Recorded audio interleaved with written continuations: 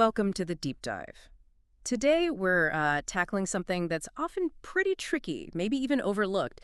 It's the complexities for the person who actually ends a relationship. That's right. We've looked at sources exploring the emotional side, the psychological stuff, really, for everyone involved. And our mission, really, is to pull out the key insights to help you navigate this really difficult experience, whether it's you doing the breaking up or maybe trying to understand someone who is. Yeah, because while breakups are tough all around, the initiator, they often face this unique set of challenges. Their own grief can get lost in the shuffle sometimes. Right. And understanding what the recipient is going through psychologically, that's crucial for handling things better. Yeah. We want to offer some, let's say, psychologically informed ways to manage it more constructively. Okay, so let's unpack that. Our sources really stress that a breakup isn't just the end. It's a loss. A real loss of shared memories, intimacy. Companionship, future plans you build together, Yeah. all of it. Exactly. And psychologically, this is where it gets interesting. This loss, it actually activates our attachment systems.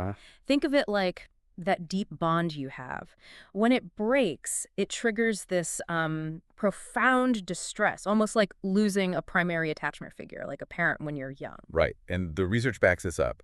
It consistently shows relationship endings are major life stressors. Yeah. It's linked to, increased psychological distress, lower well-being for both people involved. So recognizing how deep that impact goes, that's kind of step one for empathy, isn't it? Absolutely. It really is. So switching perspectives, Yeah. what about the person on the receiving end?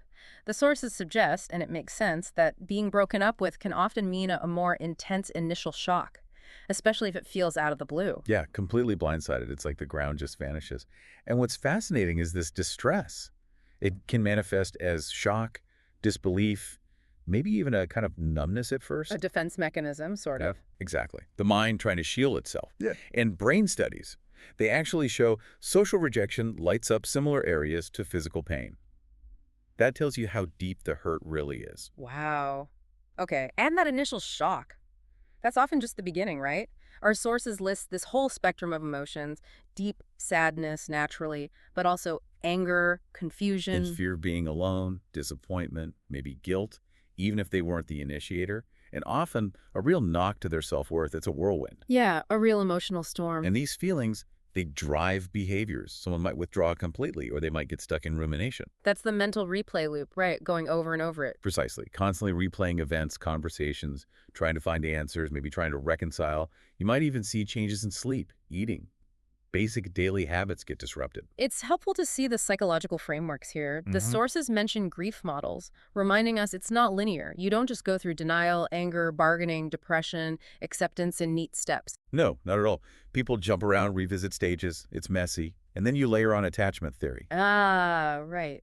How our styles secure, anxious, avoidant influence reactions. Exactly. Someone anxious might desperately seek reassurance, cling on.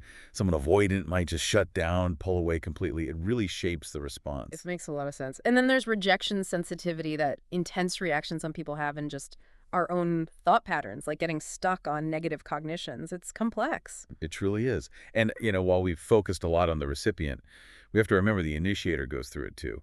Grief, maybe guilt. It's often disenfranchised grief, meaning it's not always recognized by others. Self-care is vital for them as well. So shifting to solutions, how can this process be more constructive, less damaging? The sources highlight planning that breakup conversation. Yes. Being clear on your reasons beforehand.